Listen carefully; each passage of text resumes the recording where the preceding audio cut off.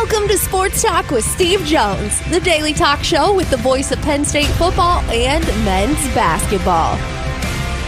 You never know what special guest may stop on by any given day. Now here's the man of the hour, Mr. Steve Jones. This is your Jordan jacket. I mean, do you have all the Jordan apparel? No. My goodness, no. Do you have a Jordan bobblehead? Nope. Do not have a Jordan bobblehead. Is there a Jordan There's, bobblehead? I think, at least two. Yeah. Why don't you have any? He's expensive. He's not cheap. Excuse me. I see the vehicle you drive. I know. Well, we drive the same vehicle, Jordan and I. But yeah, By the way, the statue has been moved inside the United States. I did see it's that. No longer outside. I did see that. All right. So let's begin with this. It is official that Kayden Mingo has put his name into the transfer portal. And he'll draw a lot of interest. I mean, he's a point guard. A lot of people, and he does a lot of things very, very well. Per usual, there's the usual blame game that takes place with all of this. Like, it's Mike Rhodes' fault. It's the coaching staff's fault. It's the administration's fault. I'm not here to give you any details and insight about why this is happening, but don't assign fault. Right. Because you're way off base if you do. And I know it's easy to put out opinions, especially if you're on a social media platform and you're doing it anonymously, where if you put your name behind it, there's a potential that it'd be like, I'd sit there and go, there's more to this than people realize, way more to this. And I'll just leave it at that. There's some elements that are completely out of Penn State's control. And when you hit elements that are completely out of control,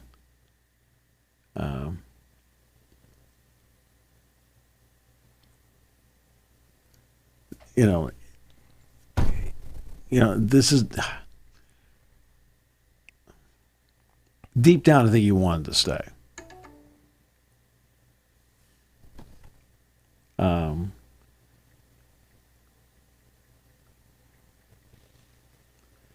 And it's not going to, he's put his name in. And this is like every program in the country faces this stuff. Sure.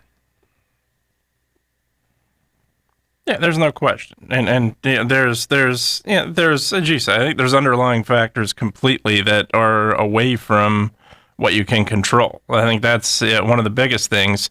Things happen, and there's the other part is things happen a year later, and it's not related to Penn State. Things happen a year later that weren't the case here, and that's also entices guys to potentially entertain the thought of entering the portal or entertain the thought of reworking things that they have, and that's it. It really is the way it is. It's I don't want to say it's no different because it's different when you're grown up to where we are. It's similar to a job. You take a job, you may not necessarily want to remain at that job. You may entertain the thought of moving on, and that's what happens.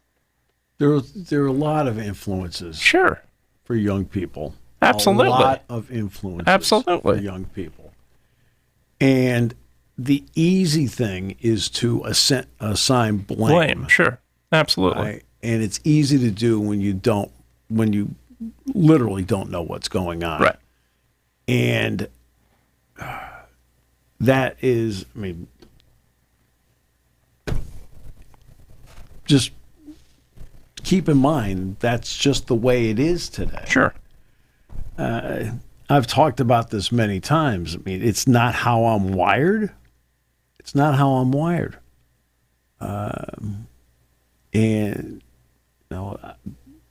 work ethic, loyalty, things like that have always been, part of my DNA. I can't imagine. For example, I've never left anything. Same. Yeah, same. Now, did I retire from teaching and and so forth? But that's a natural retirement.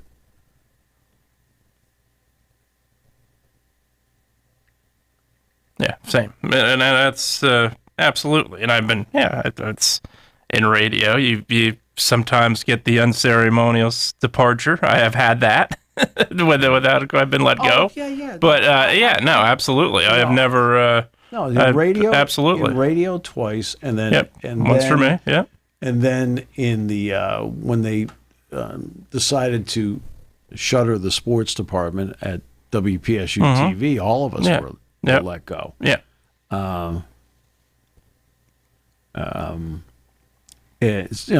So I've been in that spot. Yeah, absolutely. Same. And it's like each time I was let go was always about money or the closing of a department, but I never left. No, same. Get the heck out. No, get out of here. Yeah, it's like, okay. That's happened. But they may have said that after I left, but not before, at least. Right. So it's just not the way, and we're all wired differently. And for young people, they have a lot of influences on them. And sure. And you have people around them, whether it's agents or family or friends, entourage, whatever. They're all different, by the way. Okay. Yes. And I'm not saying which, right, at all with Kayden. Sure.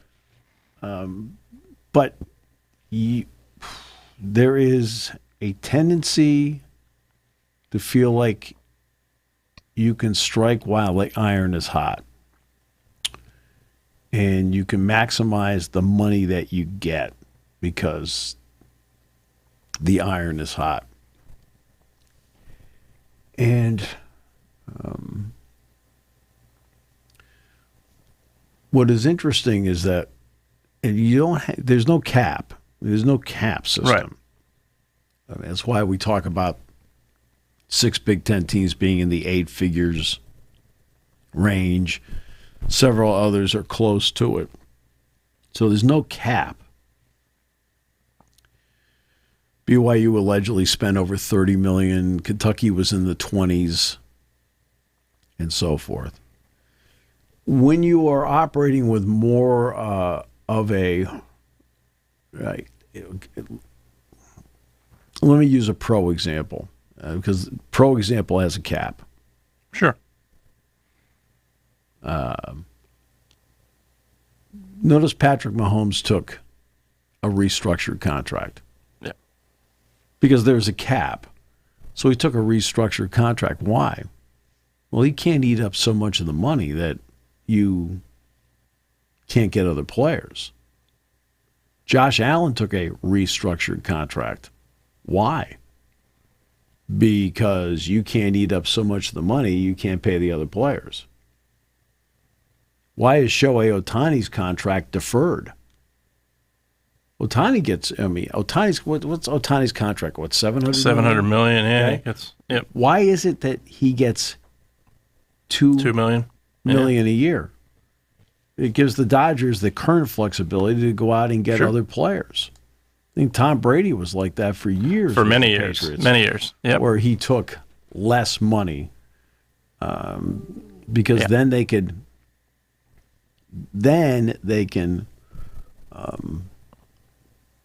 you don't have that in college sports right now. No. You don't have a mindset of, okay, if I take this amount, right, it gives them, I will get paid, but the team I play with will have the flexibility to get people around me.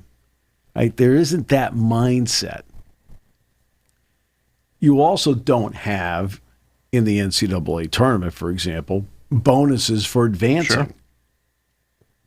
You get to postseason play, there's no bonus for advancing. Hey, there's no incentives. There's right. There's nothing. In other words, you're getting paid. That's what. Right. And if you play 32 games, or two. Or you play 40 games. Yeah, doesn't matter. You get the same number. Yep. What's the difference? And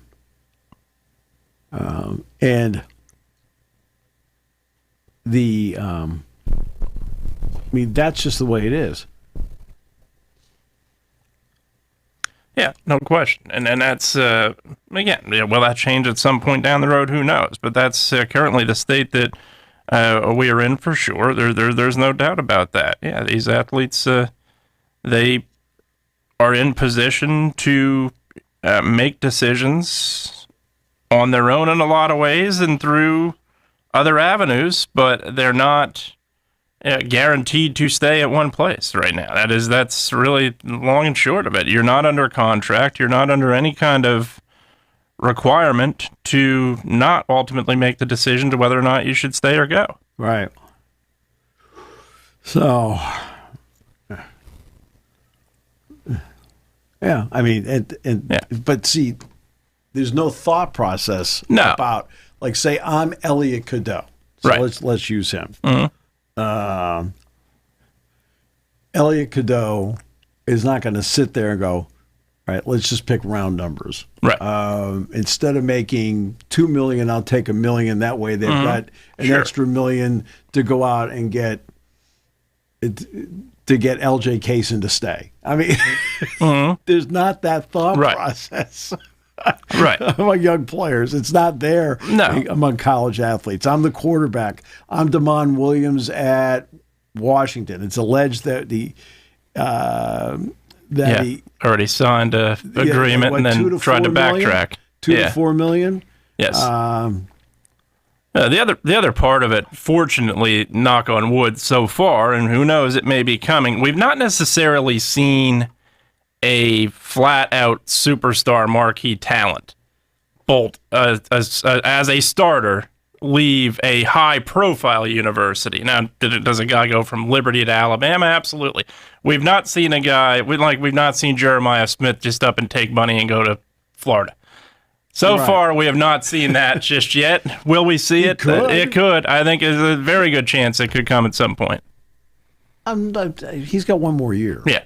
But I'm not saying Smith. I'm saying just as him as an example. He's got one more year. Yeah. He's going to the NFL draft. Right. Yeah, I'm just using him as an example of a marquee talent that is, fortunately, we've not necessarily seen that. Have we seen big names move? Absolutely. We've not literally seen a guy that's getting significant playing time on a national championship contender bolt for another national championship contender as much, fortunately.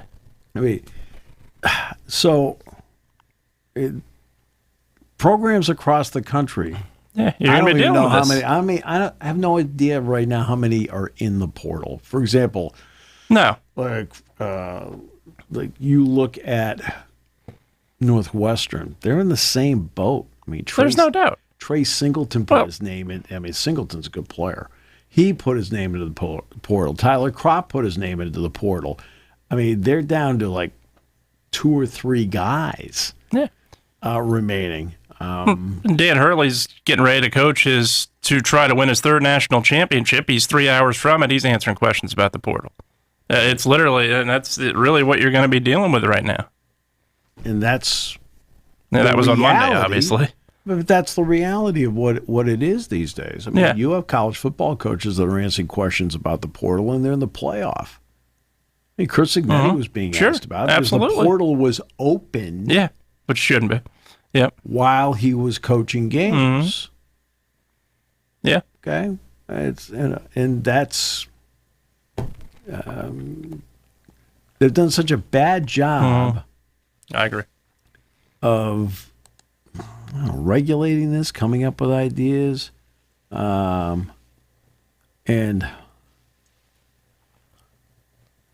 so.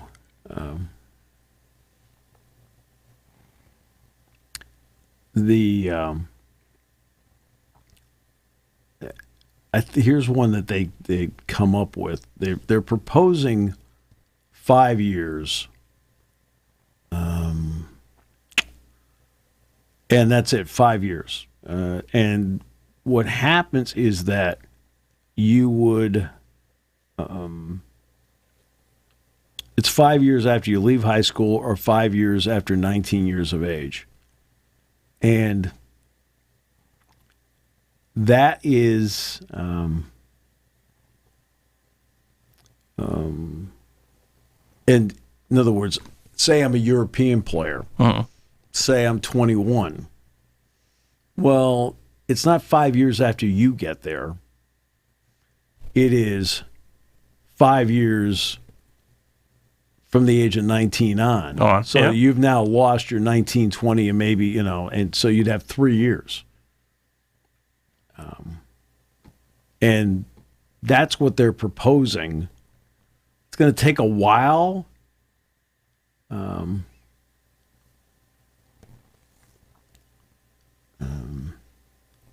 It's going to take a while for them to vote on this, but the idea is they want to have this in place by the 26th season.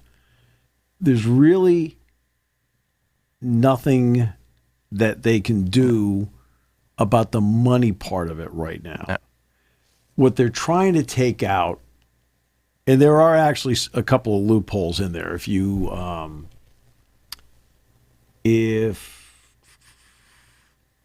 want to go on a religious mission, sure. Okay, that would be one. There are a couple of others I saw. And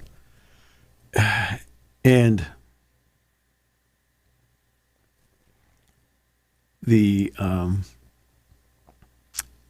money part they can't control right now. What they're trying to take out of play are the judges, if possible. All right? And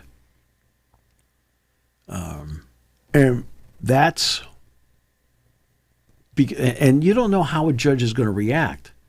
It depends on who the judge is you go to. Trinidad Chambliss has hit the jackpot with the judges he's been in front of. Conversely, Joey Aguilar at Tennessee did not. So you don't know, based on the judge, what result you're going to get.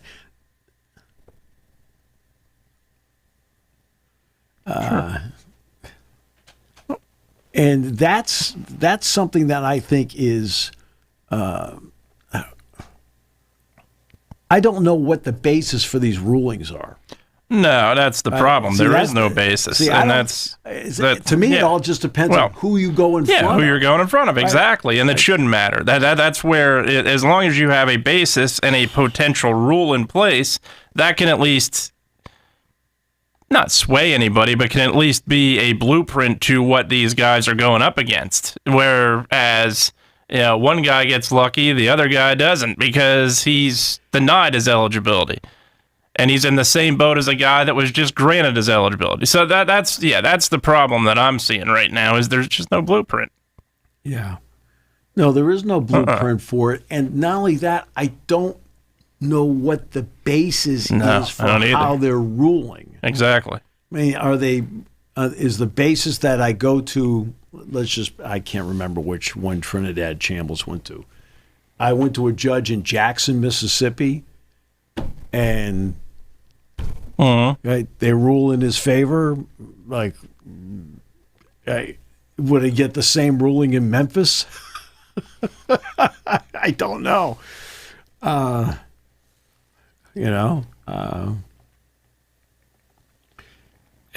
And that's it. I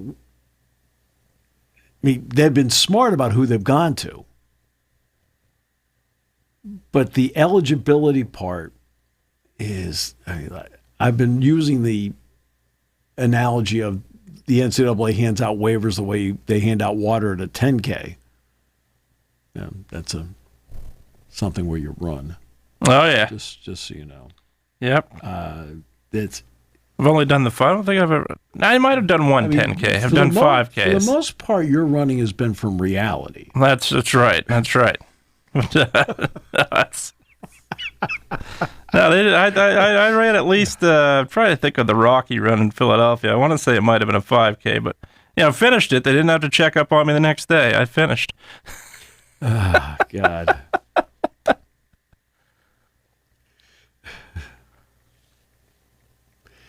I don't know. Yeah, if it gets over 5K, that's when it becomes a little bit of an issue for out of shape people like me. What bothers me is they gave you $40 the other day to get your hair cut because I figure you had the tip. Well, you got a tip, absolutely. Oh God.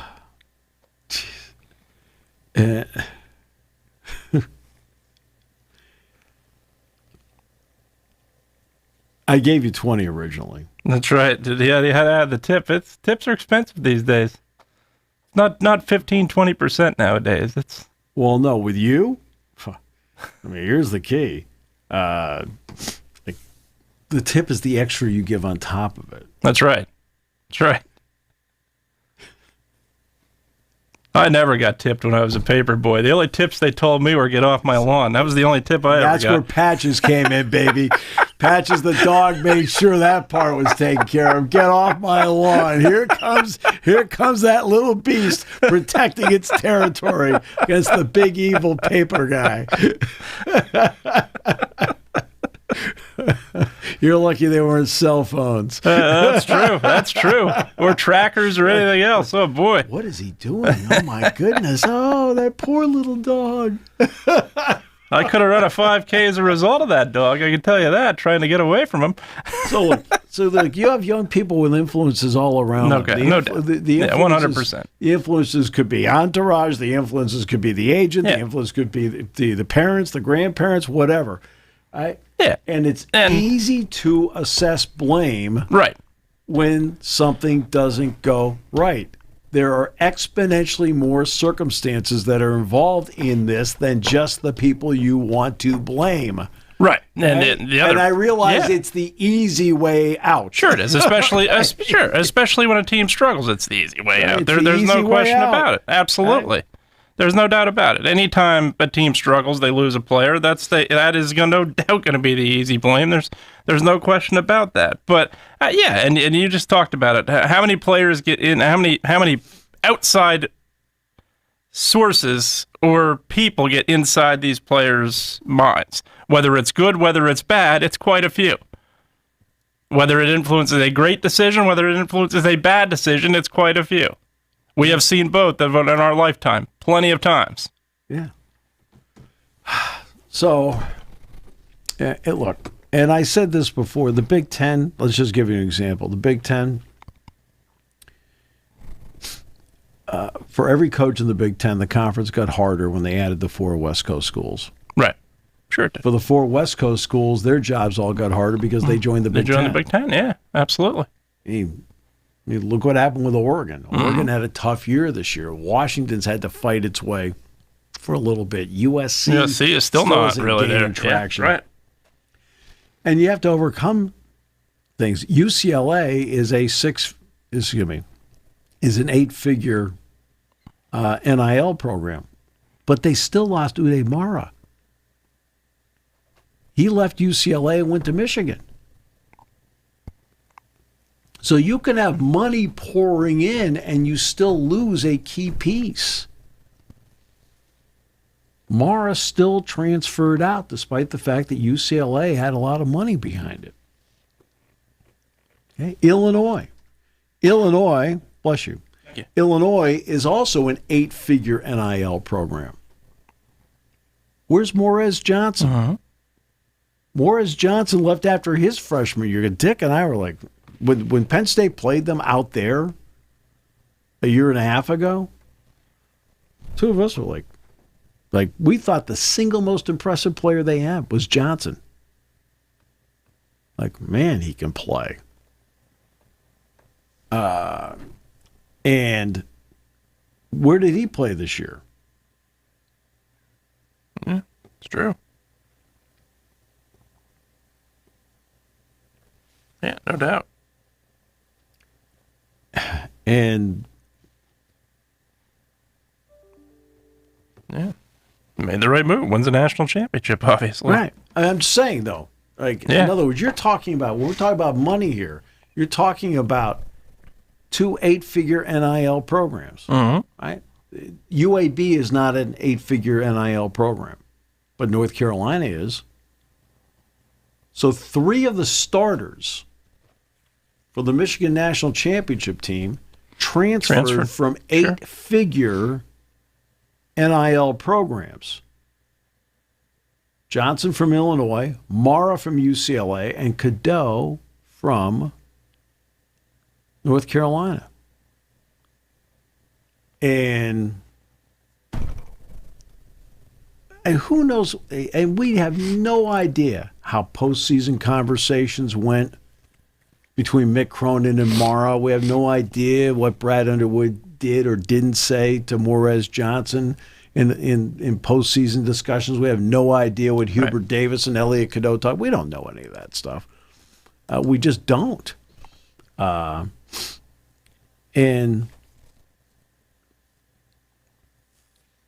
it's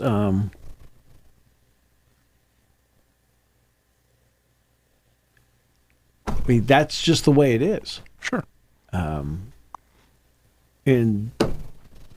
you don't know what influences young people. No. I mean, and again, good or bad. In terms of motivating young people, I don't know. No, it's more difficult nowadays too. I think there's other outside sources that aren't people that motivate people. I'm no longer teaching. Right. Which is a choice I made. Mm-hmm. It got a little confusing last year. They thought I was going to teach through the fall, and I said, no, I'm done now. It's like, but I found since COVID, it was much more difficult to motivate young people to get. Like, you try to set standards, okay? Get your work on time. Do this. And I tell them, for example, when Jack Ham and I do a football game, it's a noon kickoff. We're on at 10:30. We don't waltz over at 10. No. At 10:50 and say, "Hey, we're ready to start now." Right? I said, tell them to be on time, to be present, to show up, to listen. You try to tell them all these things, and it's not just once in a lecture. You try to tell this and point it out every single week. And then I'll show up sometimes, there'll be 6 kids there. Yeah, absolutely. Like, okay. Right. Yeah, and the unfortunate thing that the pandemic gave us a lot of unfortunate things. People lost their lives. I can't overlook that. But the one thing that I think from a motivating standpoint, I think ultimately it also allowed people to get a little too relaxed. And some people, I'm not sure, have gotten used to the opposite just yet. And that, I think, is part of it with the younger generation, too. It's not, I'm not saying all of them at all. There are plenty that are bust their back tail and are great hard workers and motivated. But there are, absolutely. There are some that it's a lot different post-pandemic. So, so this transfer portal, we're closing in on 2,000 names in the basketball portal now, and I think it's over 2,000 now in the women's portal. They start, they got a head start by a day. Yeah, exactly, by one day. By a day. And because they got a head start by a day, the numbers are greater. But the guys are quickly catching up in that 24-hour lag. Here we go. No doubt. And it's everywhere. Sure. It's everywhere in every team. Yeah, always will be. But that's why I wanted to point out the Michigan starting lineup, where they came from. It's one thing for Lendenborg to leave UAB to go to Michigan. It's another thing to have guys make lateral moves monetarily. They're in programs that have a lot of money. Yeah. Absolutely. Illinois has a lot of money behind it, right? UCLA has a lot of money behind it. North Carolina has a lot of money behind it. Yet the center, the power forward, and the point guard all left those 8-figure programs for another 8-figure program in Michigan.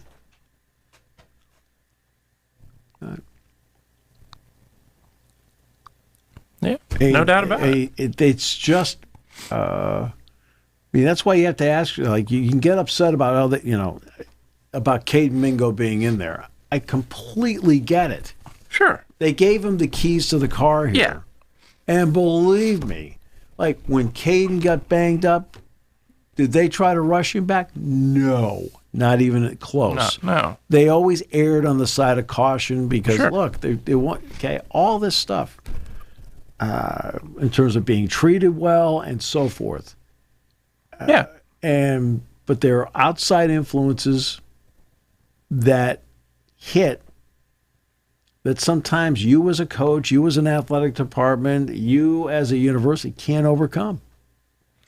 No, not at all. And look, the obvious again, when you struggle, and then obviously they struggle to win games this year. When that happens, you're going to have the blame game. You're going to have the frustration from the outside world even more, and that's where so many speculating things that are completely untrue come to the forefront. Right. Oh no, but it's not speculating. Well, things. It's just the blame game is blame easy. game. It's blame game, and it's also okay. Well, it's not necessarily speculation. It's definitively you think you know what happened, but it didn't. Yeah, right. Because anytime we have a lack of success here, I blame you. That's right. That's right. You're You not know alone. why? It's easy and it's accurate. You're not alone. It's easy and accurate. Oh, wait, did I say something wrong? So now you got to go out. Sure. And you have to replace them. Yeah, absolutely. And that's what it comes down to. Yeah, and you as a coach, you don't know what players you're going to lose. You don't know what caliber players you're going to lose, but you know coming into this week, you're going to have players you're going to have to replace. That's at any program. Yeah. Ooh, Hilton Honors. I can get points. There you go. That's my phone right now. Hey, good for me. All right, so I want to get to the Ross Dellinger's. I don't think he wrote the article, but he, yeah. So here are the proposals they're putting out there for the NCAA. Under current rules, athletes are granted 4 playing seasons over a 5-year calendar. As you know, I've said they should change that. And the new policy would grant athletes a 5th season of eligibility. But that's it. You're done. Okay? Whatever number of games you can play in that play. The proposals, the starting date is your age at high school graduation or 19, whichever is earliest. So you're 18, you come out, you have until the age of 23. That's your 5 years. And the 19 part really deals with the foreign influence in basketball. This is not a foreign, unless it's a Canadian player. They're really, or an Australian player, whatever. I mean, punters, Australian punters. For example, that's where the foreign influence comes in football. You have until 24, and if you happen to enter school at the age of 21, you've got 3 years. You don't have 5 years. Right.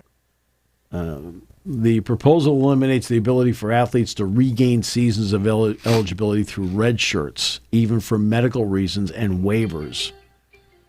I mean, are there certain waivers in there? Yeah, there are a couple waivers in there. Charlie Baker said, the phone calls I get from coaches and ADs are pretty consistent. Quote, I don't like it when what judge ends up in front of and what state they're in determines whether somebody gets to play another year. That's not fair. Well, that's exactly right. I have a hard time arguing with that, he said. There is no argument. Right. That is the case. Trinidad Chambliss is getting extra years because they keep going to a judge in Mississippi. Not exactly a neutral party. Neutral party, no, exactly. Again, no boundaries in place, no blueprint. That's going to happen. Last year, the NCAA received 1,450 waiver requests for eligibility extensions. They granted 2/3 of those. Of those not granted, more than 70 have resulted in lawsuits. The NCAA, believe it or not, has actually won some of those. But these are some of the things that they are proposing right now. And again, there's certain waivers that you can, one of them is the religious exemption. You go on a religious mission. Sure. And that's what they're looking to do. Very few of them. And the circumstances are, in other words, going beyond 5 years should be rare. I'm not here to pick on a guy, but he's an example. Cam McCormick at Miami, the tight end, was in his 9th year. 9th year.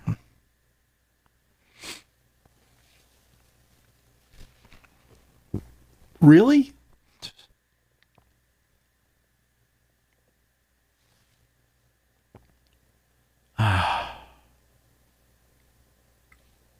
I mean, you sit back and go, I don't know. But see, how often have you heard me talk about the 5 years to play 5? Yeah. I've talked about that many times because I just think it's the right thing to do. The heck with the red shirting, whatever. You're on your own clock. Guess what? Right? If you can really help even as a depth piece in football or a depth piece in basketball or whatever sport it happens to be, they don't have to sit there and worry about playing games with the clock about how many games you play. So they're looking at age-based the 5 years, and that's what they're looking to do. Now, the one thing they have no control over right now is the money part of it. They have no control over that. Zero, zip, zilch. And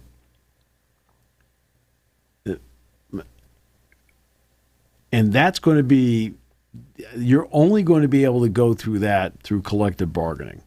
It's the only way you can do that. Oh, yeah, there's the Owen Heineke case that's actually out there right now. He filed suit looking for an additional year of eligibility. Yeah, Trinidad Chambliss was granted preliminary injunction by a Mississippi judge after the NCAA first denied his request for a medical redshirt in his 6th year of eligibility.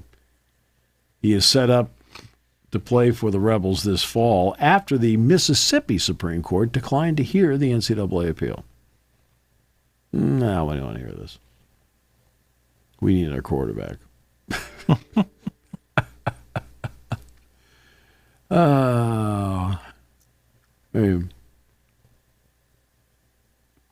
But this is, like I said, there's certain exemptions to this, but it is, it's not as if there's not some common sense here. It says here there are going to be a few hurdles to jump with this one, but the idea seems like a good one on the surface. The current state of college athletics sees some teams stock up on older talent, some as old as 25, 26, who are entering their 6th and 7th seasons. Again, I go back to the legendary Chuck Noll, who would look at players in the NFL and would say to them, it is time to get on with your life's work. The Chambliss thing is the one that makes me laugh. And that is Chambliss. Mel Kiper had him as the third highest rated quarterback on his NFL draft board. Well, why didn't he opt for the draft? Because not even he thinks he's ready to play in the NFL. Nope. And he's not staying at Ole Miss to play for Lane Kiffin. He's at LSU. It is a completely... they've lost control over all of this. And I would you would get challenged in court over the portal, like one-time usage, second time you've got to, you'd have to sit out a year. I would change it to you get one free pass to transfer and a second one if your head coach changes. Yeah, if there's any structural change, I would agree. If your coach changes. Not your positional coach, your head coach. Your head coach. No, not the position. No, I don't want to play that game. Well, yeah. Right, now you're expanding. Now you're expanding. Now I can sit there, and if the grad assistant moves on, I get a chance to transfer. Yeah, that's a little much. See, it's got to be the head coach moves, yep. Right, changes. Then you would get a second opportunity to play right away someplace else.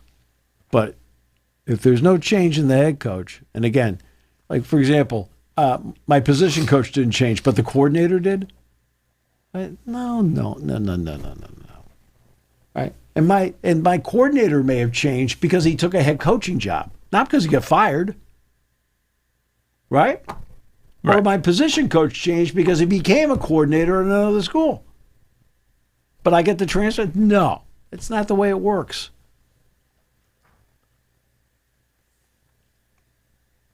Yeah, and that's also the other part is how do you enforce that? Let's say the coach goes first transfer out. Is that his transfer? And then is that it? Then can he transfer again? Does he or not? That's the other part of it. If a coach gets fired and he transfers, is that his one transfer? Or can he transfer again? And see, that's the other unfortunate drawback of that. I agree. Coach gets fired, he can transfer out. But if he hadn't transferred already and that happens, is that his one transfer? How much you want to mess around in your 5 years? Some people too much, apparently. Well, no, there's no doubt. Obviously, I've seen players go four schools, absolutely. 4 schools, 4 years. I've seen that. Certainly. I see that all the time. Yeah. But for Penn State basketball, obviously it's a blow because it's a huge blow. You handed them the keys to the car. I'm using Mike's words. No. Also, obviously, the size of the recruit he was, no doubt. Yeah. Jurich is staying. He's already said he is. Yeah. All right. They also have a couple of Europeans that they are already bringing in. And Pat Kraft said to me, he says, as soon as they gave me the names, he says, the first person I thought of, he said, was you. You've had a few over the years. I said to him, Mike, if I can handle the Illinois roster, I'll be fine. I can handle it. Or Pat, I said, Pat, if I can handle the Illinois roster, I can handle this. All right. It's not as if there haven't been a couple of years. Amani Oruwariye wasn't exactly. No, you're not. Yeah, that's true too. It rolls off smoothly now. Yeah, it does. Yep. But I remember. I got the 99% of them right, and I think the Lady Lions was at 2006 had a player, Romana Vinokulova. I used to call her Vinuchelova. She personally came over to me and said, "That's not my name." I'm like, okay. Sometimes that's what has to be done. well, no.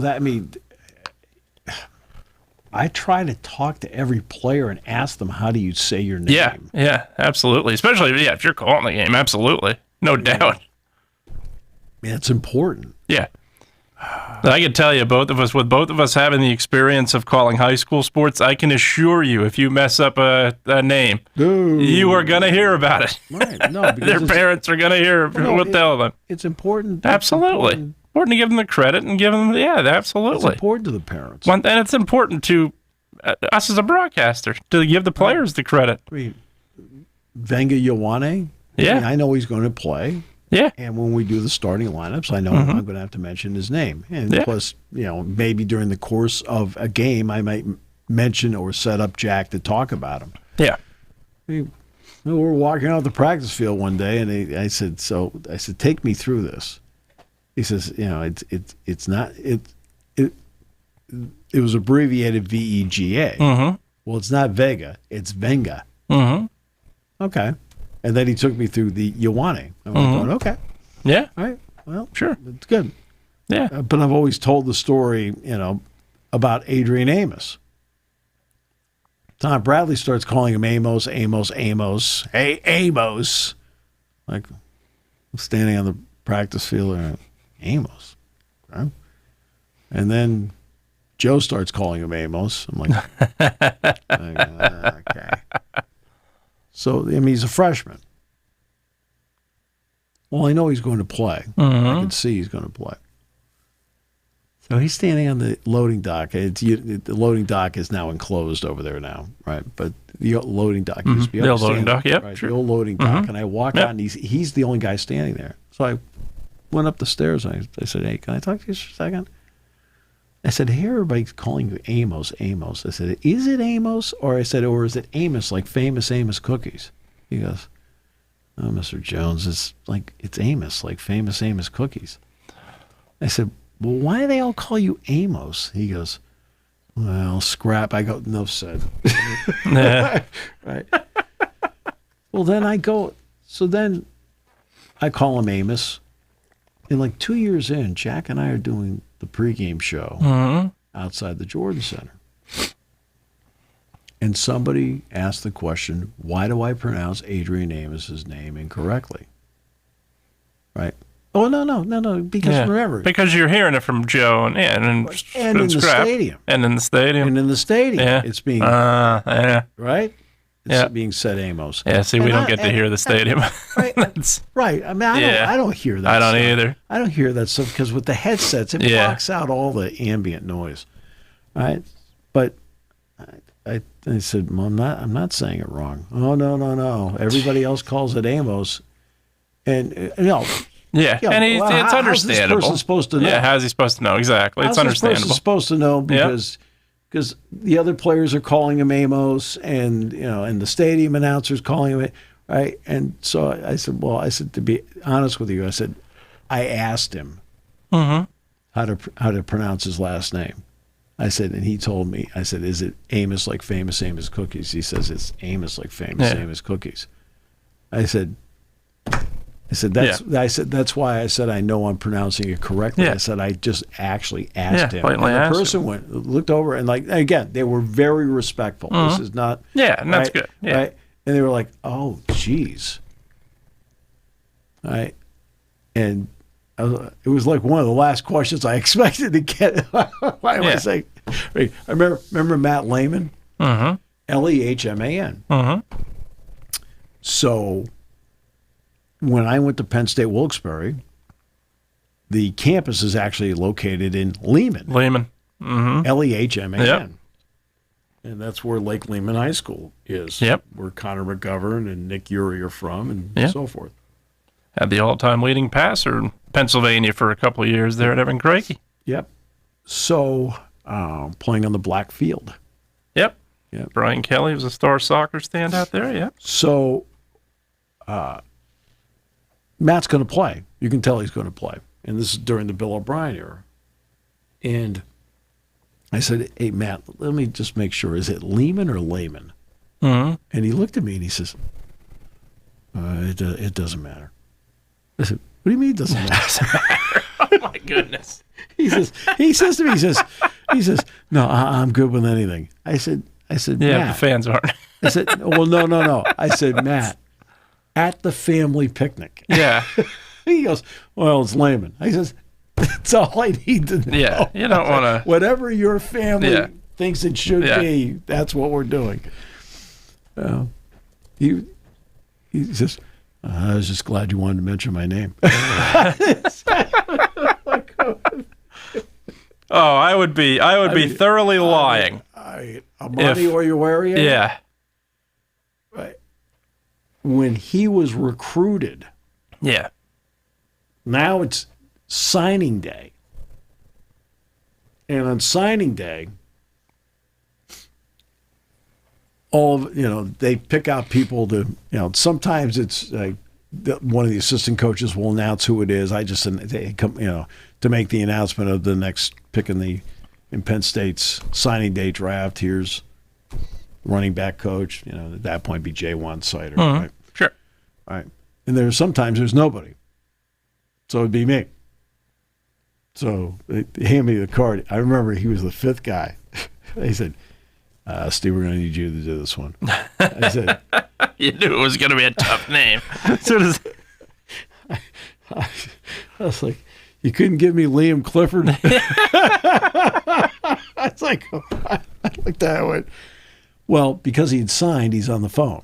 They already had the facts, so now I can, quote, under the rules, talk to him. I said, Amani. He was in Tampa. I said, I can handle the Amani part. Mm-hmm. The Amani part I got. I said, but I'm going to need a roadmap. The second part. So we went through it, I think 4 or 5 different times. I said, okay, good. I said, I finally said it right. And he goes, yeah, that's it. I said, yeah. I said, look, this is a big moment in your life. And I want to make sure that when we announce it, it's done right for you and your family. That's why we did it. But I freely admit it took a little work. I'm like going, okay. So I got to put the emphasis where am I? Like, okay. Or BYU had a wide receiver, Micah Matsuzaka. I'm like going, hey. Oh, boy. Going, I said, he was also the leading receiver. I'm like, oh, man. How many folks in Atlanta, when they traded this man away, knew Brett Favre's name? Oh, no, he was called Favor how many times? For how many times? Yeah. Yeah. Oh, no, that's true. Yeah. And it is, And it's important to do opposing teams. Oh, there's no doubt. Because sometimes fans come in from opposing teams. They'll listen to your broadcast. Absolutely. Because that's how they like to enjoy the game. Sure. All right? So you don't want to be sitting there butchering some opposing player's name. Right. All right. It's like, okay.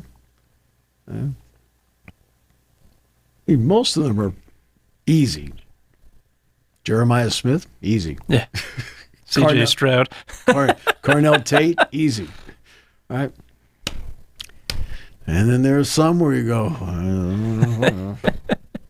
I've always told the story about I go to do the Temple game down at the Link, and Kathy Bon Jovi was the sports information person for Temple. She'd been at Penn State at one point. And she comes into the booth before the game. Hey, can we go over our roster? I said, sure. I said, how about, I have my chart there. I said, how about if I do the pronunciations for you and you tell me if I miss one? Yeah. And then we'll correct it. And I went through the offense, bang, bang, bang, bang, easy. No problem. Sure. I get to the defense. Okay. Defensive end, defensive tackle. Okay. I skip the next defensive tackle. Then I get to the end, some backups, linebackers, the whole thing. And no problem. And she says, hey, you didn't do that one. It was one of those, the name is by 42 letters. Yeah. I said, Kathy, let me be honest with you. He could be the National Defensive Player of the Week. I said, and he is not going to make any tackles on this broadcast.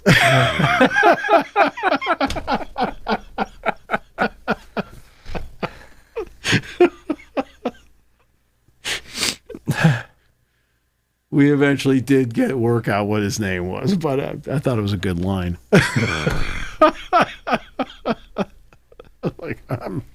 Holy mackerel.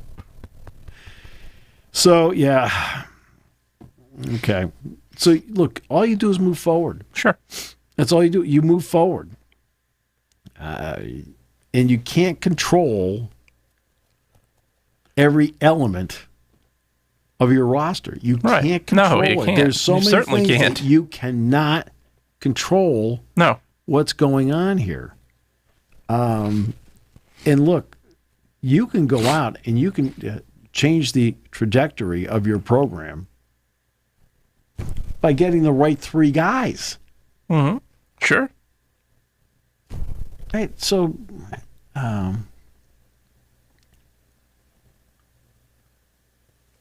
that's. But again, this is not a simple blame game on. No, and it never is. Like blame the coach, blame the administration, blame. No, it's more. This is a little more complicated than people realize. Sure. Way more complicated. So, yeah. Hold on.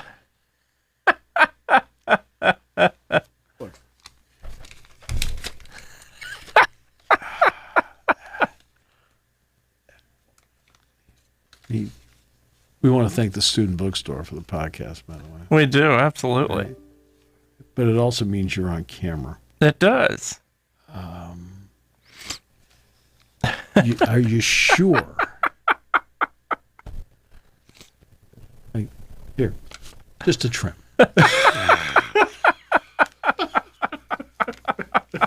Are you sure? Just a trim.